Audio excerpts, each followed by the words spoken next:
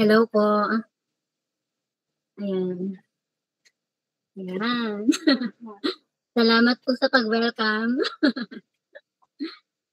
Ano na pong gagawin? Joke lang po. Pray na po tayo. Ayan. Let's pray po.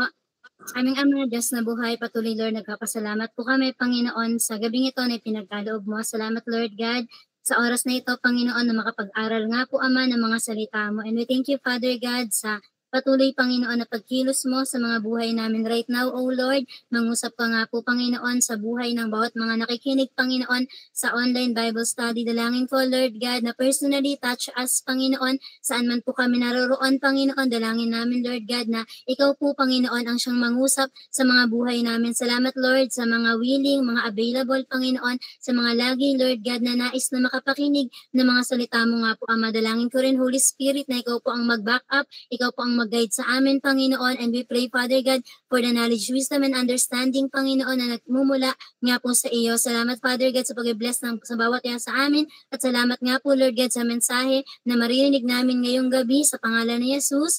Amen and amen.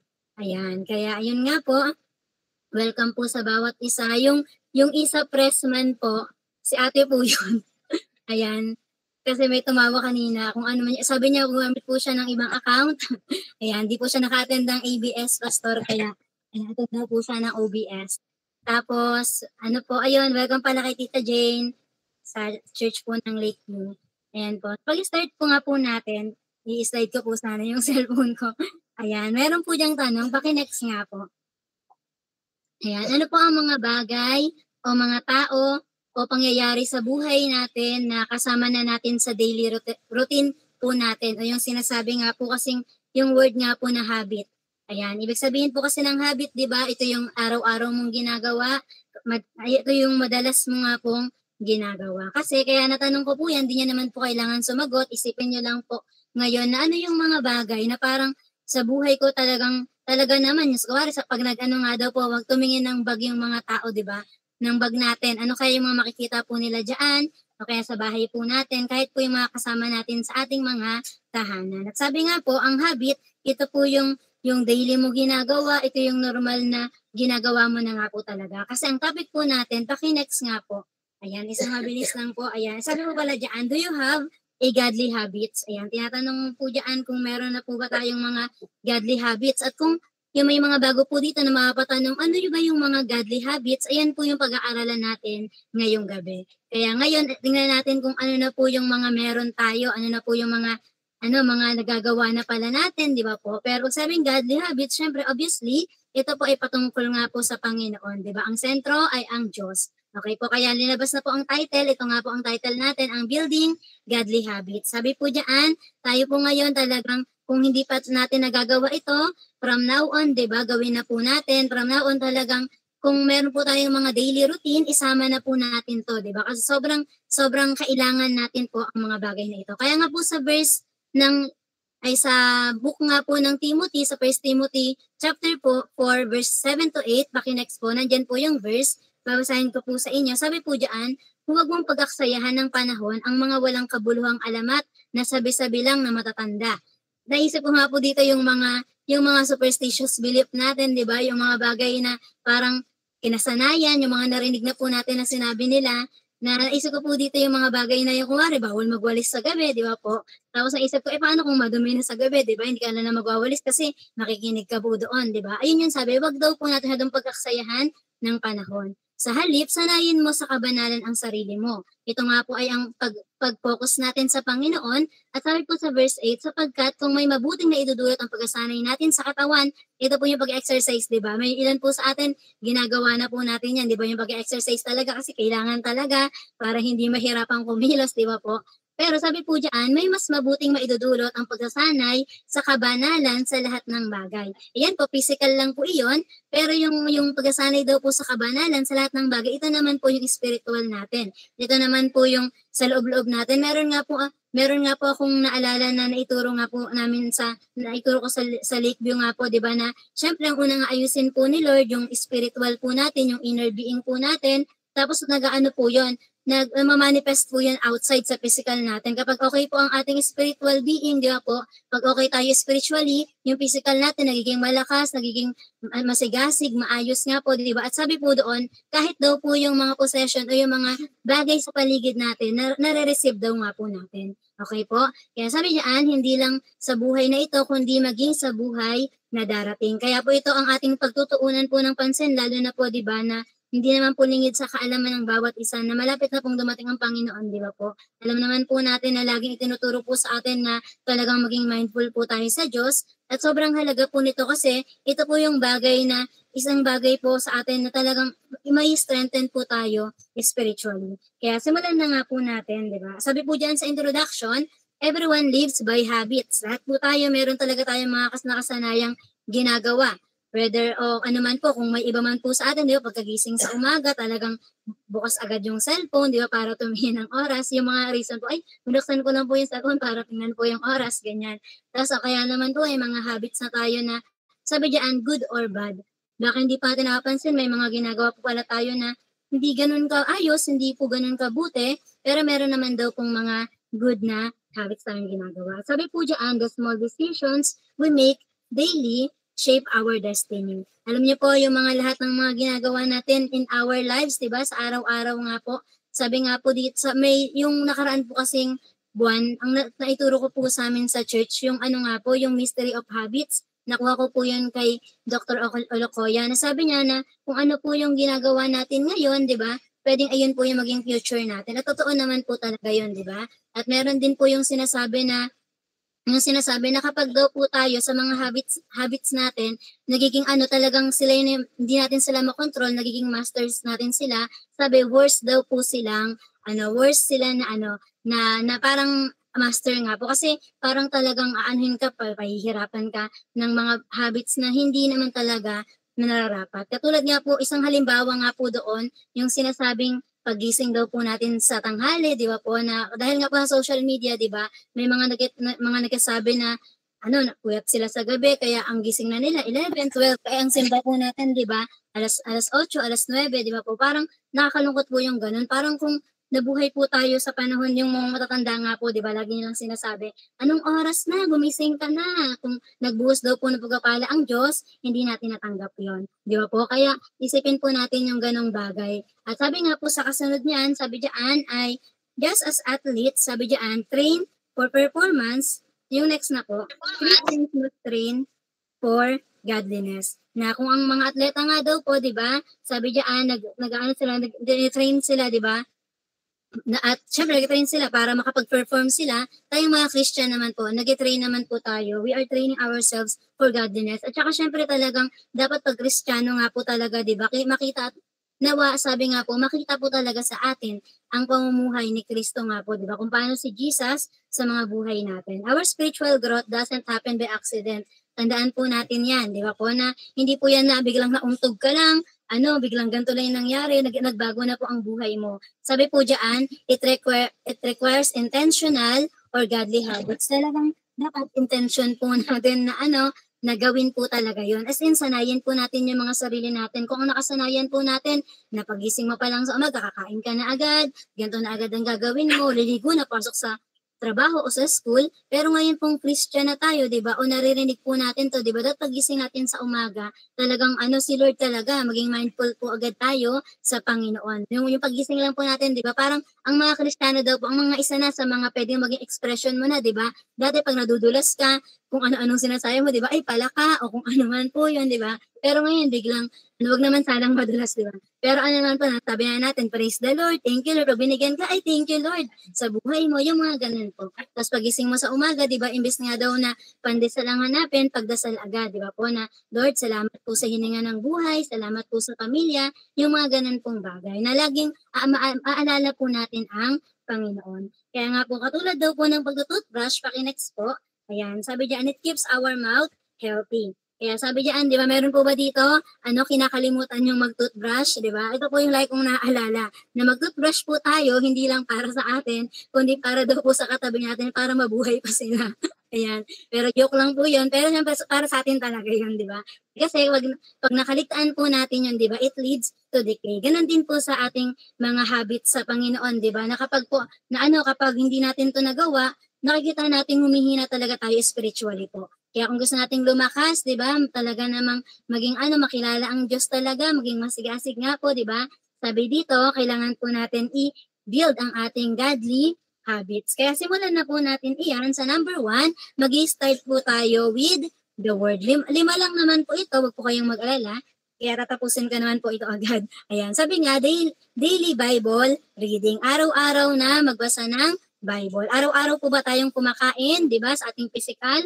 Araw-araw din po natin kailangan ang Bible. Kasi po, ang Bible po, ito po ang pagkain natin sa ating soul, di ba po? Sa ating spiritual na pamumuhay. Sabi po diyan sa Joshua 1:8, huwag mong kalimutang basahin ang aklat ng kautusan. Pagbulay-bulayan mo ito araw at gabi para malaman mo kung paano mo matutupad ng mabuti ang lahat ng nakasulat dito. Kung gagawin mo ito, uunlad ka at magtatagumpay. Nakita naman po talaga natin yan sa buhay ni Joshua, di ba? Talaga naman pong sa sabok po ni Joshua yan ang galing, pero talaga naman pong sa buhay niya, nakita natin na pinagtagumpay po siya ng Panginoon, di ba? Kaya nga po tayo, di ba, kung araw-araw, umaga, tanghali, gabi, kumakain ka, di ba? Mayroon din sa Bible na sinabi, di ba, 3 times a day na binabasa din po ang Bible. Pwedeng pagising mo sa umaga, di ba, bago ka pumasok, sa tanghali, bago po, kung may break time man tayo, alam ko sa lahat naman po, di ba, sa school, sa work, may mga break time, di ba po? Pagkatapos mo pwedeng bago ka kumain kahit ilang chapters po, 'di ba, sa Bible, nabasa po natin. At ganoon din po sa gabi. At kung ikaw naman sobrang dami mo talagang oras, 'di ba? Bakit di po tayo talagang mag-Bible marathon po, 'di ba? Sobrang ganda po ng Bible. Ang dami po natin yung dong matututunan. At the same time, 'di ba? Nandun po talaga namang it is talaga yung sinasabing yung sabi po diyan, the basic instruction before leaving earth. Kung gusto po nating mabuhay talaga dito, 'di ba? Sa mundo po, 'di ba?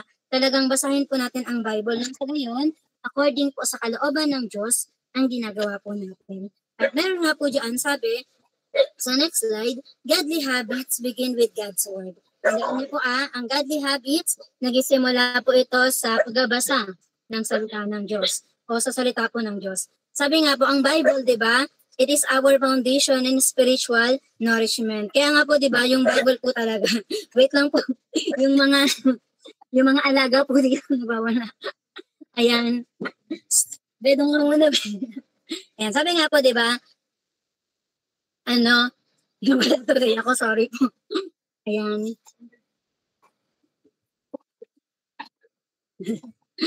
Ayan, ito nga po ayun nga po, yung nourishment nga po natin, di ba, yung Bible. Tapos, sabi nga din po dito, di ba, mag-set po tayo ng time, tsaka ng place nga po, di ba, kung saan po natin kakatagpuin si Lord, saan po tayo magbabasa ng Bible, at ang tinuturo nga po dito, lalo na po kung ikaw po ay bago pa lang pong Kristiyano, di ba, sabi diyan, kahit lang po, kahit few verses sa Bible, basahin po natin, at sinasabi nga rin po, di ba, kung gusto mo talagang, mabuhay, di ba, practically, di ba, pwede mong basahin po yung Proverbs, tapos sa Psalms naman po, yung mga yung sinasabi nga po about naman yan sa soul po talaga natin. Kaya sobrang sabi nga rin po sa amin kung sabi po ni Pastor Mon, di ba, ni Bishop Mon, pag wala daw po tayong Bible, di ba, benta natin bahay natin. Pero ngayon nga po, di ba, libre na po talaga yung Bible na pinamimigay. Kaya andyan po yan, di ba? At alam naman po natin na ang Bible, o kung hindi nyo man pa po alam, na ang Bible talaga, it will transform talaga and change lives po talaga. Every time na we read the Bible, if we truly read the Bible po, kasi may mga taong nagsabi na binasa nila yung Bible from cover to cover, pero ganun pa rin, same pa rin po ang buhay nila. Pero tayo, kung talagang pagbubulay-bulayan natin, yun talaga naman pong by heart, di ba, na gusto natin na Lord, makilala ka po namin, di ba, ipapakilala ng Diyos ang sarili niya po sa atin. At kahit tayo, di ba, magiging loving po tayo ng Bible. Meron nga pong nabasa ko lang kanina, hindi ko naman po dyan nilagay, si Catherine Booth nga po, di ba, na sabi doon, nung bata pa daw po siya, sakitan talaga siya kaya hindi po siya laging nalabas sa bahay nila. Pero may isa lang daw po siyang laging ginagawa. Yung kasi Christian nga po ang pamilya niya, di ba? Kaya lagi niya lang daw pong binabasa yung Bible. At dahil doon, wala siyang ibang alam na book, kundi yung Bible lang. At nakilala naman po natin siya, di ba? Yung sa Salvation Army, di ba? Asawa po niya, si William Booth nga po. At sunod po, sabi rin po dyan sa next na slide, sabi dyan, meron pong isang dalaga na nababalisa. Yung parang hindi nga po makatulog. Sabi nga po, di ba, kung ito mga medyo ginujoke po to sa iba, di ba? Kung hindi po makatulog yung anak niyo o kayo, basa po kayong Bible. Maya-maya po, tulog na po kayo, di ba? Ihipan daw po ng demonyo yung mata o kaya papaypayan, di ba? Pero ayun nga, meron nga pong isang babae na o dalaga na siya nga po na hindi nga po siya makatulog o lagi nga po siyang nababalisa nga po siya. Ang ginawa niya po, nagbasa siya ng salmo o ng psalms araw-araw. At sabi po sa paglipas ng panahon, nagbago ang pag-iisip at bumalik ang kanyang kapayapaan. Kasi po, di ba, pinid niya na yung heart niya, yung mind niya po ng Word of God. Kaya nga po, instead na basahin po natin, di ba, minsan ganun po sa panahon natin ngayon, kaya parang tuliro yung mga tao, tulala, kasi mas madalas nga po, di ba, kaka-cellphone, di ba, kaka-social media, kakatingin ng iba't ibang post sa Facebook or kung ano man pong meron tayo, di ba? Tapos ang nangyayari nga po, di ba, nagugulo na yung isip po natin. Kaya ibalik po natin, di ba, na dapat sa gabi, dapat po talaga basahin na natin yung Bible natin. Instead, ang maalala mo, yung pinanood mo na MMK, di ba, na nagdrama ka ba? O kaya nga po, yung mga balitang hindi naman talaga good news. Pero ang Bible, good news po yun, di ba? At the same time, it will comfort us pa po, di ba? Na parang pag ayun yung last mong nabasa, talaga namang nakangiti ka, di ba, na matutulog sa gabi. Kaya mamaya po, bago po tayo matulog, basahin po natin ang ating mga Bible. At kung wala, sabi ko nga po sa mga adult namin sa church, o kung wala pa po kayong Bible dyan sa bahay nyo, sige, papayagan ko kayong sa cellphone nyo, mag-download kayo ng apps nila. Pero i-close natin yung mga internet para talagang sa Bible, yung sa cellphone na yun, mababasa ko yung Bible nga po, di ba? Kung ang dahilan, malabo na ang mata, o sige, merong paraan, di ba? Gamitin mo lang ang cellphone mo para po basahin ang Bible. Okay po? Pero kung hanggat maaari, yun talagang Bible, mas maganda po talaga laging bit-bit natin yun. Meron po tayo nun sa bag at binabasa po natin. At next slide naman po, sabi diyan, ito po, si David po, ayan. Sobrang, di ba, naalala niyo po itong si David, o kung hindi niyo pa po narinig, tinawag po si David na a man after God's own heart. Di ba, na kung saan sobrang sabi malapit sa puso ng Diyos. Bakit nga ba nangyari yun? Kasi ba naman po, di ba, yung buong Psalms, di ba, si David po ang nagsulat niyan, di ba? At sinasabi nga po, di ba, na sa Psalms makikita natin na lahat ng emotion o yung talagang gustong sabihin ni David sa Diyos, sinabi niya talaga. Kaya nga po sabi diyan sa Psalms 119:97 na sabi niya, "Oh, how I love thy law, it is my meditation all day." Di ba, possible po ba na ma-meditate yung Word of God all day? Opo. Di ba, basta pag sinasa mo yun sa umaga, di ba, maalala mo, ang sabi ng Panginoon sa akin, ito ang pangako niya sa akin nung binasa ko itong Bible kaninang umaga. At sabi nga, di ba, sobrang mahal na mahal niya yung Bible po, di ba? Ganon din po dapat tayo. Kung mahal po natin ang Diyos, makikita, mag-reflect po yan sa atin. Minamahal din po natin ang Bible. Kasi yung Bible, di ba, it is the word of the Lord, it is the Lord, di ba? Di ba? So, si Lord mismo po yun. At sabi nga po diyan, pansinin daw po natin kung gaano ka-loving si David doon sa God's law talaga. Yung sinasabing God's law, scripture po yan, di ba? Sabi dito sa Psalm 119 verse 20, he longs for it, hinahanap niya talaga iyon, he rejoices in it, deems it wonderfully, nakita niya talagang napaka-amazing ng Diyos ko, di ba?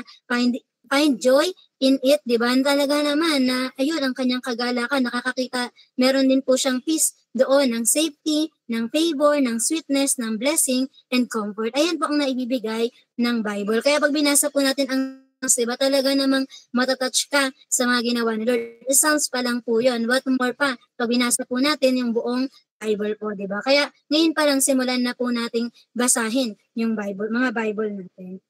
Ayun po yung una. Yan pa yung, sabi nga po dito, yung pagbabasa, start with a word. Pangalawa naman po, sabi diyan, develop a consistent prayer life. Ayan, sino po dito sa atin, marunong mag-pray? O nag-pray lang po ba tayo umaga, pagkakain lang, tanghali, pagkakain, gabi, pagkakain, o mag-asa? Pero alam niyo po ba, meron nga akong nakitang post sa Facebook nung nakita ko doon, sabi niya, 'di ba, yung pagtatrabaho daw po 8 hours, yung pag-aaral 6 hours, 'di ba? Pero yung pag-thank you daw po ba kay Lord, it takes time daw po ba? 'Di ba minsan kahit nga 1 minute lang na, Lord, thank you po.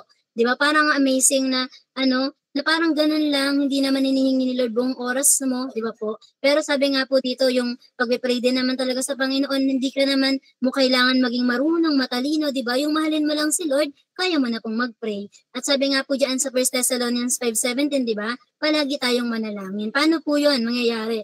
Paano po palagi kang mananalangin? Kasi sa next po diyan, sabi diyan, ang prayer daw po Ang prayer ay lifeline of a believer. Alam niyo po, ito na ang ating, pwede po natin itong tawaging, natin to, yung talagang, ito ang ating sandigan natin, dito talaga tayo aasa. Alam niyo po yun, na may mga tao, di ba, sabi po nila na, kapag di na talaga magawa ng, yung mga doktor, di ba, pag di na po magawa ng paraan, sa ipagpasa Diyos na po natin, di ba, may mga ganun eh. Kaya bakit pa natin po ipapahuli ang Diyos? Kung pwede namang sa umpisa pa lang, mag-pray na po tayo, di ba? Umpisahan na natin with a prayer. Pagising mo, pray po agad sa Panginoon. Lord, ingatan na po kami, kaysa mapahamak ka pa sa araw na iyon, wag naman po sana, di ba? Pero umpisa pa lang sabihin mo na agad na, Lord, salamat sa protection, salamat sa provision, salamat po Lord sa love mo, di ba? Mga ganun pong bagay. Napakarami po ng pwede nating sabihin sa Lord sa pananalangin. At sabi diyan, make it a habit to talk to God in the morning, before decisions, and throughout the day. Nalagi natin yung gawin na talaga naman kapag nag-pray po tayo, parang, di ba nga po, kahit po si David po, lagi niya pong tinatanong ang Diyos, susuguran na po na ba namin to? Kung hindi nag-signal ang Diyos, hindi niya po gagawin. Di ba? Laging talagang nagtatanong siya sa lahat ng desisyon. Ganon din po sa atin. Kahit yung mga simpleng desisyon ng buhay po natin, di ba? Pagpunta sa school, sabi nga po, di ba, yung kahit pagbili natin ng ng mga pangsabon natin, di ba? Lord, ano pong gusto niyo pong bilhin ko dito? At saka, di ba pa nag-pray po tayo, nagkakaroon tayo ng wisdom, yung parang hindi mo lang basta yung nabili, nakita mo, ay, quality itong nabili ko, tapos mas maayos pa talaga. Di ba? Pag ako pa nag-shopee po ako, talaga namang bago ko, i-place order yun, Lord, maayos po itong ganyan.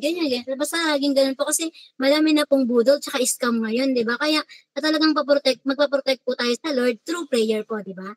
Kasi makapangyarihan ang Diyos na meron po tayo. At sabi rin po dito, it builds intimacy and dependence on God. Kapag prayerful ka na po, kapag lagi ka pong nagpipray, nagiging close ka kay Lord, at the same time, sinasabi mo lang sa Panginoon na, Lord, depende po ako sa iyo. Diba? Nakatulad nga daw po ng sa next po dyan, katulad daw po ng hininga. Ayan, yung mga breathing natin. Sabi dyan, it is essential and continuous. You don't breathe once a week. Di ba po? Kung lagi kang humihinga, di ba? Every day, sabi diyan, ganun din po ka-essential, kakailangan ang pananalangin at dapat tuloy-tuloy daw po. At sabi diyan sa yung in-underline nga po, so don't pray only on Sunday. Kaya wag na po tayo maging Sunday goers ha. Po talaga, at hindi lang po Sunday lang po tayo mag-pray. Pag lang po, kapag may pastoral prayer, tsaka opening prayer, tsaka closing prayer, ang dami naming pray pag Sunday, di ba? Hindi lang po ganun, kundi araw-araw. Kasi araw-araw ka, humihinga, araw-araw ka po nabubuhay, di ba? Kaya, praise God, sabi ko nga po sa kanila, meron tayong prayer meeting, may prayer marathon tayo, di ba? At the same time, may mga prayer time at saka quiet time tayo with the Lord, di ba? Doon, hindi mo kailangan may mag-memorize, ano bang kailangan kong sabihin sa Panginoon? Kung ano po yan sa puso natin at alam nating love natin si Lord, ayun po, pwede na po tayong mag-pray. Naintindihan po? At katulad po nitong ni Daniel, next po sa slide, sabi po dyan sa Daniel 6:10, nang malaman ni Daniel na lumagda ang hari, umuwi siya at pumunta sa kanyang silid na nasa itaas ng bahagi ng bahay, kung saan nakabukas ang bintana na nakaharap sa Jerusalem. Doon lumuhod siya, nanalangin at nagpasalamat sa kanyang Diyos. 3 beses sa isang araw, 3 times a day po siya nag-pray at ang kanyang nakaugalian. Nakasanayan na po, ibig sabihin habit na po ni Daniel yon. At alam niyo po, kasi ito yung time na sabi, nilaglagda po yung hari na walang magpipray sa kahit anong Diyos ng 30 days. Dapat sa akin lang, ganun, sa hari lang daw po. Pero alam niyo po ba, itong si Daniel, hindi siya nagbatinag sa bagay na yun kasi tatapon daw po sa lions din, sa mga leon at papakain doon, ipapalapa. Pero siya po hindi. Talaga naman po, napakatapang po ng faith ni Daniel. Hindi po siya natakot na kahit anong mangyari, di ba? Nagpray pa rin po siya kasi naging habit niya na yun. Kaya nga po sabi diyan, even when it was dangerous, his habit prepared him for the lions din. Di ba? Dahil nga po nagpray siya, sino ba ang makapangyarihan ng Diyos? Di ba? Yun ang pinagpiprayan ni Daniel. Kaya di ba anong nangyari paglagay doon, di ba wala, tumikom ang bibig ng mga leon. At sabi nga po, di ba, hindi mapakali yung hari kasi sobrang close din siya kay Daniel eh. At alam niyo po, pagbukas nila ng lions din, nakita po talagang walang gasgas o kahit anong ngat-ngat nga daw po si Daniel. At sinabi pa nung hari doon, yung hari ni Daniel, ito ang totoong Diyos kasi iningatan tsaka pinotektahan po siya, di ba? At dahil doon, nakapag-testify pa sa iba, nakapag-share pa po siya, di ba, na parang ito lang ang totoong Diyos, di ba po? Kaya ganun din po sa atin. Kapag nga po sa mga school, kung sinabi, ay bawal kang mag-pray dito ha, hindi kami dito religious ha, hindi kami dito naniniwala sa ganyan-ganyan ha, hindi po. Kung ano yung nakasanayan mo, mag-pray ka, ipakita mo na Kristiyano ka, naniniwala ka sa Diyos, kasi yung Diyos mo, ipagmalaki natin po yan, di ba po? Kaya magkaroon po tayo ng godly habit, tulad yan sa pananalangin. Kaya sa next po dyan, meron daw pong isang negosyante na lagi siyang nanalangin ng 15 minutes bawat meeting nila bago mag-meeting.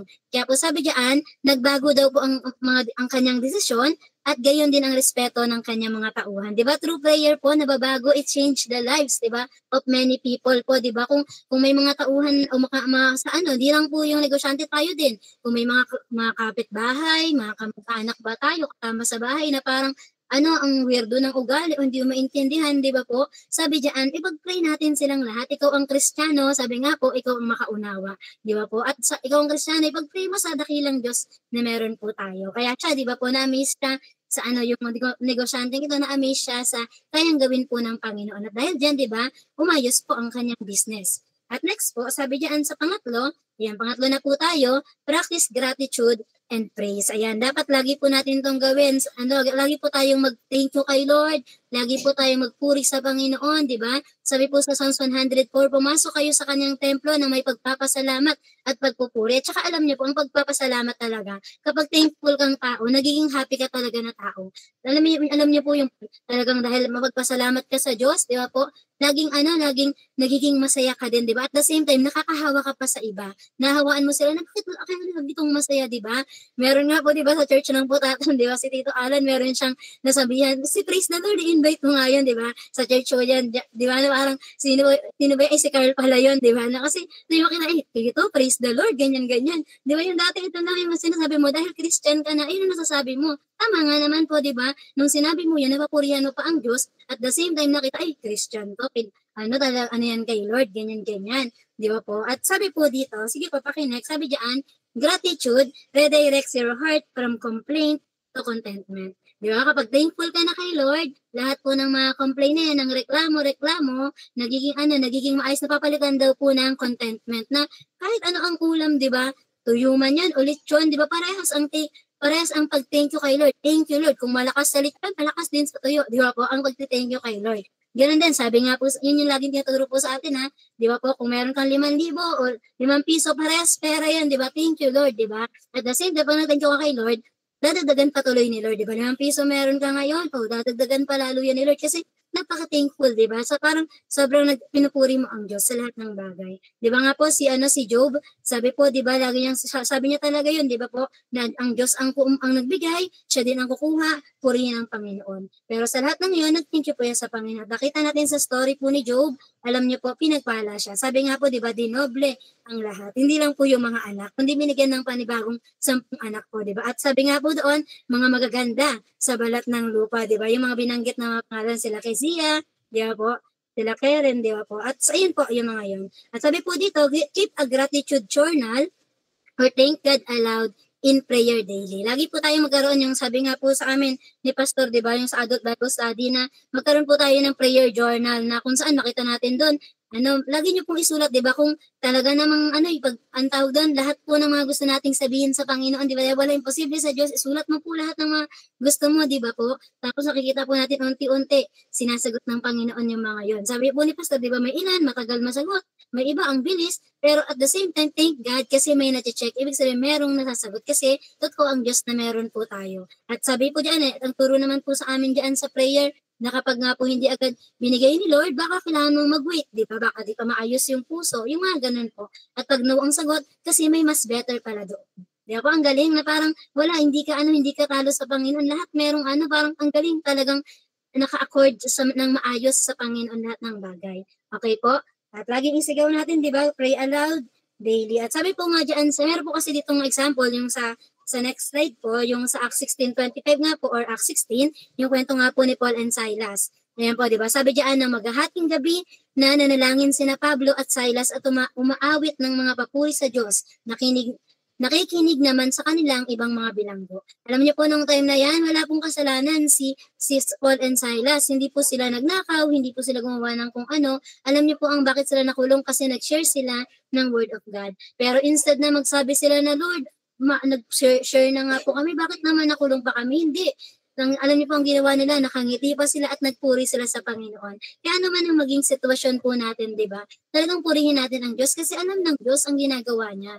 Kontrolado po ang Diyos. Kung ikaw hindi mo kontrolado, hindi mo alam, hindi mo maintindihan, si Lord alam niya po ang ginagawa niya. Di ba po? Kaya sabi diyan, they made praise a habit even when it hurt. Kaya alam niyo po, ang totoo talagang Kristiyano, ang totoo talagang mapagmahal sa Diyos, kahit anong sitwasyon po ng buhay niya, hindi yan naalis sa Panginoon. Di ba? Parang pag may nakita lang na ganito, hindi yan nawawala. Ang gagawin yan, magpupuri pa yan. Kaya iba po talaga ang nagagawa ng pagpupuri sa Panginoon. Kaya pag meron kang parang nalulungkot ka, di ba? Kantahin mo na lang yung why so downcast, oh my soul. Put your trust in Him, di ba? Yung talagang kantahin mo yung ako'y magpupuri sa Panginoon, di ba? Kahit umiiyak ka, basta nagpupuri ka sa Panginoon, mamaya tatawa ka na po. Hindi dahil nababaliw ka na, kundi dahil nakita mo kung paano ka pinataya ng Panginoon po, di ba? Kaya sabi diyan, ayan na po, puro sabi diyan. Kaya sabi nga po, sa next slide, meron pong kwento diyan na ay testimony po pala. Ito po ang mga testimony na meron daw pong isang nanay na nawala ng trabaho pero pinili niya pa rin na magpuri sa Diyos araw-araw. At alam niyo po, ang kapayapaan ay namukod tangis sa kanyang mga anak at kalaunan ay binigay ang kanilang mga buhay kay Kristo dahil sa masayang pananampalataya niya. Nakakatuwa po dito, di ba, na kung ikaw po pala Christian ka, di ba, tapos nakikita ka ng mga tao na ito na, parang may problema ka na, pero nagpuri ka pa rin sa Diyos. Alam niyo po, dahil diyan, naging testimony siya sa mga anak niya po, na instead na sabihin niya sa Diyos, bakit naman po ganyan? Instead of complain, di ba, nagpuri pa din. Baka may gusto si Lord na ituro sa atin po, di ba? Yung meron nga po, hindi ko po alam kung sa ko narinig yun, pero sabi na, nung time daw po na may isang lalaki o tatay na nawala ng trabaho, ang naisip niya po, hindi maghanap muna ng trabaho, kundi ang ginawa niya po, sabi niya, baka time ito para kamustahin ko ang mga anak ko, para magbanding muna kami, matulungan ko sila sa mga assignment kasi ilang years na akong nagtatrabaho eh. Tapos after po nun, dahil tapos inuuna niya po nila ang Diyos, diba, as a family, alam niyo po ang nangyari, kusang tumawag yung trabaho sa kanya. Yung trabaho talagang tumawag yung boss na ganito, ganyan. Kaya ang nangyari po, di ba, nakapag-testify pa siya na, di ba, sa pag-una natin sa Panginoon, wala talagang hindi tayo pababayaan. Kaya nakakatuwa po yun, di ba? Nakakatuwa yun sa isang nanay na yung mga anak niya sumama dahil lang nakita siya kung paano po siya nagpuri sa Panginoon. Ganun, kaya sa bahay, ganun din tayo na parang man ang sitwasyon, hindi yung pag walang makain, ikaw pa unang nagreklamo, huwag pong ganun, di ba? Pag walang makain, magsabi ka, thank you Lord, kasi magkakaroon na, di ba? Pag walang trabaho si tatay at nanay mo, pag-pray po natin sila, di ba? At at sunod ay papurihan ang Diyos sa lahat ng ito. Okay? At sa pang-apat po, ayan. Sa pang-apat, sabi yan, fellowship and accountability. Ayan, ito na po.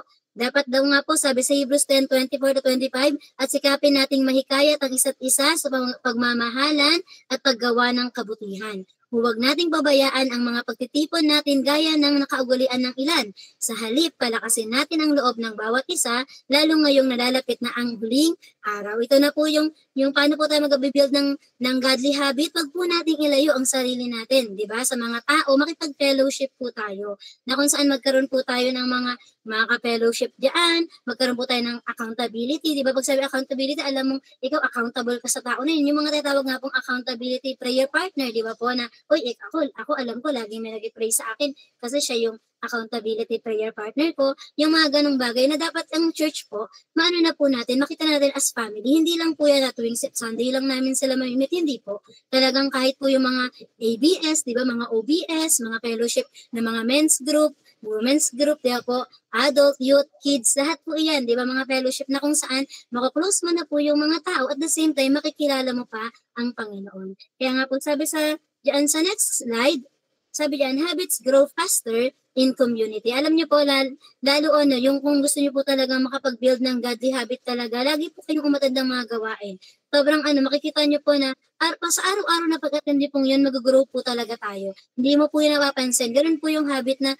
hindi mo napapansin, pero nagagawa mo na, normally na po palang nagagawa. Yung ikala mo dati, nagpapanggap ka lang, alam, may nakakita ko na kailan, magbabasa akong Bible. Hindi po ganun eh. Ang nangyayari, normally, nagagawa mo na yung mga bagay kasi lagi po kayo nakaka-attend, lagi po narinig ang message ni Lord. Sabi nga po, di ba, yung natin, yung yung mga faith natin, di ba, saan lang yun? Nag-grow by hearing and hearing the word of God. Di ba? Tapos nagkaroon ka pa ng mga Christian na mga friends, di ba? Talaga naman ang saya po, di ba? Ang sayang mag-aral, ang sayang lumabas, di ba? Sa family nyo, Christian na rin kayo, di ba? Na parang sobrang ang dali na po na magkaroon ng mga godly habits at talagang alalahanin ang Diyos palagi kapag lagi nating isinasama yung sarili natin sa mga Kristiyano po o yung mga taong naniniwala ng totoo sa Diyos. Sabi, umattend po tayo ng regular church ng attendance, ayun nga, sa church. Sabi nga po, mag-Bible study rin po tayo, magkaroon tayo ng mga accountability partners to help us to stay on a track. At next nga po, sabi diyan, katulad ang illustration po dito, di ba? Katulad po ng uling, kapag po yung isang uling na yun, na, di ba, nagbabaga po sila diyan, magkakasama, pero pag iniwalay nga daw po natin yung isang uling na yun, di ba, ano nangyayari? Mabilis daw pong mawala yung apoy at lumamig na, di ba? Ganun din po tayo na makapansin po natin yun na kapag pag ang Kristiyano talaga, hindi na siya nakikipag-fellowship. Kaya ito, pansinin po natin to kapag ako hindi na ba ako na-attend ng youth fellowship, ng YA fellowship, okay pa ba ako kay Lord? Kasi isa daw yun sa mga dahilan na isa sa mga sign na possible na lumalayo ka na sa Panginoon kasi ayaw mo na silang makasama. Kaya kung gusto niyo po na talagang uminit sa Panginoon, di ba, manatili sa Kanya, balik po sa fellowship. Kung ikaw ay adult, sama ka lagi sa adult Bible study, di ba? Kung ikaw ay YA, sama ka sa mga YA na mga event o mga fellowship ko, ikaw ay youth, ganun, at kahit po ang mga kids, lahat po tayo. Kahit nga po ang mga pastor, di ba, may mga meeting, may mga fellowship, di ba, lahat talaga ng uri ng tao, meron pong ganun. Kasi at the same time, di ba, na-encourage po tayo. Kaya wag lang po nating ilimit yung sarili natin na ako lang, Christian ako, magbabasa akong Bible, pray ako, awit ako sa bahay lang namin. Meron pong ganun na nagsabi. Alam niyo po, after a while, di ba, nawala din po. Akala niya kasi ganun lang, hindi niya alam na nakaka-encourage din pala na meron talagang mga kasama po, di ba? Sobrang kasi dadayain po tayo ng kaaway. Isa po yan sa mga sinabi ni Perry Stone, di ba, na isa sa mga pandaraya ng kaaway ngayon na gagawin niyang lonely yung mga Christian. Hanggang to the point na wala na, hindi niya napansin na wala na siya sa Diyos. Kaya wag pong ganun. Kailangan manatili ang init ng pananampalataya po natin sa Diyos. Amen po ba? Amen. At sa kasunod po, isang binata ang nahihirapan sa adiksyon. Sabi diyan, pero nakamit niya po ang kalayaan hindi lang sa pamamagitan ng pananalangin, kundi sa pamamagitan ng lingguhang pag-attend ng men's group and accountability sa church. Diba na kaya napaka magandang bagay po yung mga ganun, diba, na kung parang ikaw may addiction ka sa gantong bagay, may hindi ka talagang meron kang bad habit na nagagawa, diba, na ikaw makijoin sa mga ganyan, diba po. Sa iba po, sa mga church po, diba, meron tayong mga LG, diba po, may mga may mga D group po, yung CCF nga po, diba, tapos doon nag-open talaga sila na sabi nga po, pag meron kang kasalanang ginagawa, aminin mo talaga. Aminin mo sa kanila para ipag-pray kanila, di ba? Kasi alam niyo po, pwede nating pagkatiwalaan ang mga Christian po natin na mga kasama. Okay po? Kasi hindi po tayo niya nahusgahan, kundi ang gagawin pa niyan, pagpe-pray po tayo. At the same time, mas magiging madali yung yung pag-grow natin, di ba? Na maiisip mo na meron palang nagmamahal sa akin, meron palang umuunawa sa akin, di ba?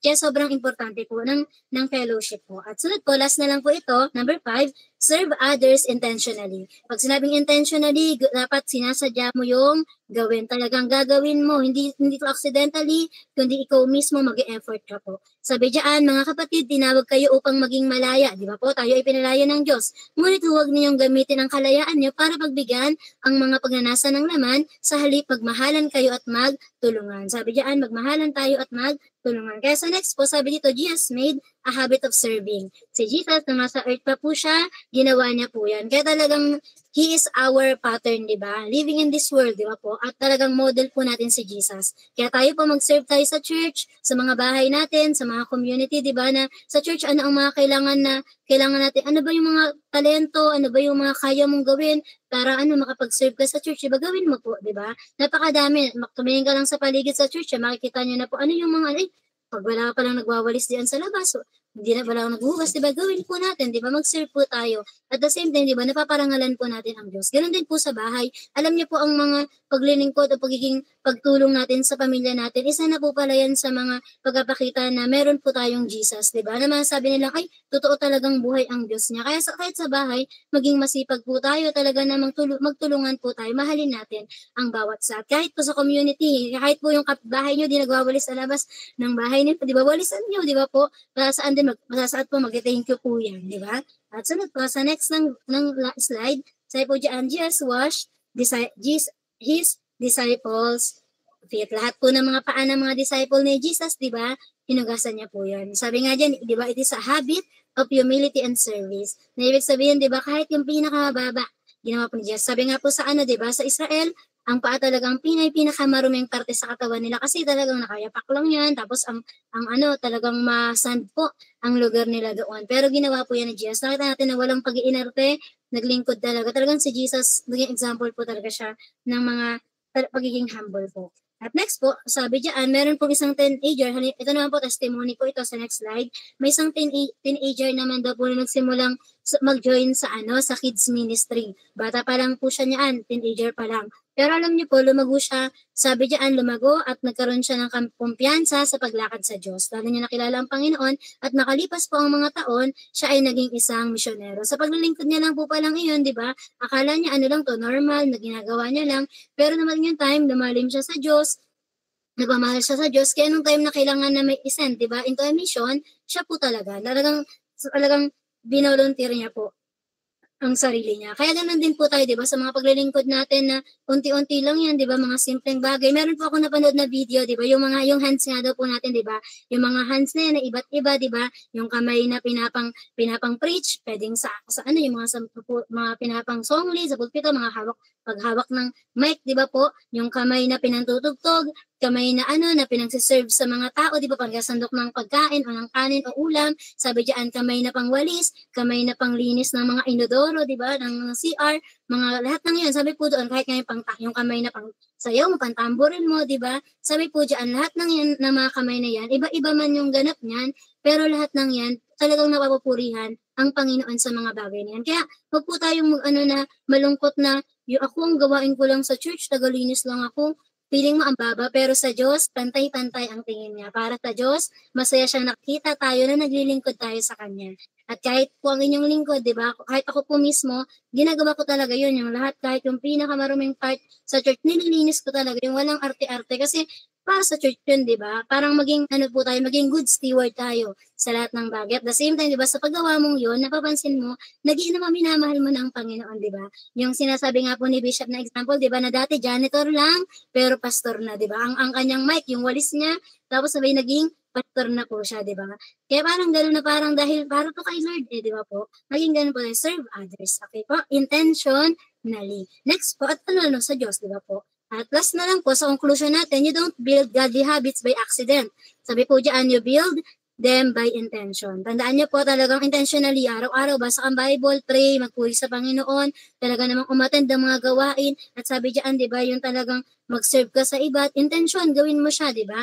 Mag-start ka sa maliit, start small, na hindi agad yung, sa agad ako, doon agad ako sa malaking gawain, hindi. Doon po sa pinakamaliit mo na. Minsan nga po, kahit yung hidden, yung hindi nakikita, doon ka po mag-start. Makikita mo na truly minamahal mo na ang Panginoon. Stay consistent, di ba po? Tuloy-tuloy po natin. Kung nag-fail ka man po, kung ginawa mo to ng Monday, Tuesday, nag-fail ka, tuloy pa rin ng Wednesday, Thursday, Friday, hanggat nababuhay ka, hanggat may hininga, ituloy po natin. At sabi dito, trust the process. Lagi niyo pong tandaan yun, di ba, na magtiwala tayo sa Panginoon. Kung mag-fail man, pumalya man, tandaan natin na tutulungan po tayo ng Panginoon. Kaya ang tanong, what you do every day matters more than what you do occasionally. Kaya wag lang po tayo maging occasionally Christian, ha, na kung saan kapag ganito lang, dito lang masipag, pero dapat everyday po, di ba? Kung ano daw po ang ginagawa natin, it matters more than what we do occasionally. Okay? At sunod naman po sa summary niyan, di ba? Sabi po dyan, ano ang mga dapat natin gawin? Daily Bible reading, regular prayer, gratitude and praise, fellowship and accountability, at serving others. Kaya sa reflection, may reflection po iyan. Paki-next na lang po. Sabi dito, are there habits you need to break? Meron po ba tayong mga bad habits na dapat na nating i-break? Kung alam mong parang itong oras na to, nakakahadlang to sa oras ko sa Panginoon, totoo, free naman talaga ako. Di ba? Kung yung oras na yung mga prayer meeting, pinagagala mo lang po talaga yung oras na, di ba? I-break mo na, tanggalin mo na, palitan mo na. Sabi diyan, ilipat mo na lang. Ipalit mo doon yung gawain para sa Panginoon. At sabi ito, are there godly habits God is calling you to start today? O sa 5 yan, meron po bang may tinouch po ba si Lord sa mga heart natin na sabihin na ito na, gawin mo na to? Diba? Kung may nakakaligtaan man na bang mag-pray, nakakaligtaan man na bang magbasa, o parang occasionally mo na lang yung ginagawa, do it daily na po. Okay po? At kung hindi ka pa nag-serve, parang feeling mo nasa upuan ka lang, nagbubutas ka lang, 'di ba nakaupo ka lang sa upuan ninyo lagi, nagbubutas ng upuan, wag po, mag-serve po tayo. Kasi marami pong pag-serve na puwede nating gawin. Hindi man po ito nakikita sa order of worship, pero ang mahalaga nakikita po ng Diyos. Ano pang mas gusto natin? Yung nakikita ng Panginoon, 'di ba? We do it wholeheartedly po. Hindi napipilitan, kundi buong puso at mahal na mahal si Lord. At next po, sa last na lang po, sabi po diyan, God doesn't expect perfection. Tandaan niyo po yan ha, hindi po in-expect ni Lord na maging perfect. Lahat ng ginagawa po natin. Kahit tayo mga tao, alam natin na we fall short. Kaya nga po tayo tao, di ba po? Kaya nga tayo may tagapagligtas eh. Pero sabi diyan, He asked for progress. Pero ang gusto ng Diyos na huwag maging stagnant. Kailangan mag-progress, talagang progression. Umandar ka, di ba? Talaga namang mag-move forward ka po sa lahat po ng ginagawa mo sa Panginoon. Kung ilang years ka na kay Lord, kung dati 1 year ka pa lang kay Lord, 7 chapter lang binabasa mo, o ngayon bago ka pa lang, 2 chapters pa lang, di ba? Dapat kung ngayon 10 years ka na, dapat ang ganda naman nakakatapos ka na ng Bible, di ba? Meron ka ng 21 chapters ng basa ng Bible, o kung talagang mas marami ka pang oras, mas i-exceed mo pa po yun. Ganun din po, di ba, yung mga pag-attend ng gawain. Kung dati Sunday lang, pero dahil nakikilala mo na ang Diyos, ay ano po lahat ng mga fellowship niyo dyan, atinan ko po lahat. Di ba yung mga ganun po? Kasi sobrang ang gusto ni Lord, nagpa-progress po tayong lahat. Okay? Kasi alam naman po natin na talagang si Lord nandiyan po siya palagi. Kaya ayun lang po, to God be the glory. Amen. Praise God. Yan. So, pwede ba natin hilingin si si Pastora Grace na ipag-pray tayo? Sige po, let's pray po. Aming Ama, Diyos na buhay, patuloy Lord, nagpapasalamat kami, Panginoon, sa oras na ito na pinagkaloob mo. Thank you, Lord, sa mga itinuro mo po sa amin, Panginoon, about sa godly habits, Panginoon. And right now, Father God, binibreak na po namin lahat ng mga habits, Lord, na hindi po nakakalugod sa iyo, Panginoon, ang mga bagay, Lord, na hindi naman talaga nakakapag-determine kung sino kami, Panginoon, na sinasabi mo, Lord God, sa Bible. Kaya sa mga oras na ito, Panginoon, Ama, tulungan na po kami, Panginoon, strengthen na po kami, enlighten na po kami sa lahat nga po, Ama, ng mga ginagawa namin. Thank you din, Lord, sa lahat ng mga umattend ng online Bible study. Thank you, Lord, dahil ang bawat isa ay pagpapala, ang bawat isa, Panginoon, ay makakaranas, Panginoon, ng talagang paggilos mo, Panginoon, sa aming kalagitnaan. We thank you din, Lord, dahil ito nga po, kahit itong OBS namin, Lord, fellowship din talaga namin to sa iyo, tsaka at the same time, Lord, mas talo namin natututunan ang Diyos, nakikilala ang bawat isa, Panginoon, and thank you nga rin po, Lord, dahil darating ang time, Panginoon, marami pa po ang mga makakasama namin dito, Panginoon. We pray, O Lord, na talagang humipo ka ng mga tao, Panginoon, na talagang tatawag at mananampalataya at maglilingkod sa iyo, Panginoon. Salamat din po, Lord, dahil itong OBS na ito ay patuloy na papaluwigin mo, pagpapalain mo, Panginoon, at kahit, Lord, ang bawat mga nakikinig, salamat nga po, Ama, sa gabing ito at ngayon, Lord God, hayaan mo maitago sa aming mga puso, Panginoon, talagang yung seed, Lord God, na inaitanim sa amin, Lord, yung buto ng pananampalataya, buto ng salita ng Diyos, Panginoon, ay talagang mag-grow po, Panginoon, sa mga buhay namin, Lord. We want to know you more, Panginoon. We want to love you more, Panginoon. And we want Jesus, Panginoon, na mamuhay, Panginoon, sa aming mga buhay. Be the center of our lives. And thank you, Father God, dahil ikaw nga po nakikilos sa mga buhay namin, Ama. Tulungan mo kami na maging godly talaga na mga conscious talaga sa iyo, Panginoon. Ngayon mo kaming Christ-centered, Panginoon, Spirit-filled, Lord God, led and kahit nga po, Lord God, yung field ng Holy Spirit sa mga buhay nga po namin. Kaya thank you, Lord, for the power of the Lord. Thank you, Father God, sa pagkilos mo sa aming kalagitnaan. At salamat nga po, Ama, ng maraming at sa iyo lamang po ang pinakamataas na purit sa pagsamba sa tayong pangalan ni Jesus. Amen and amen.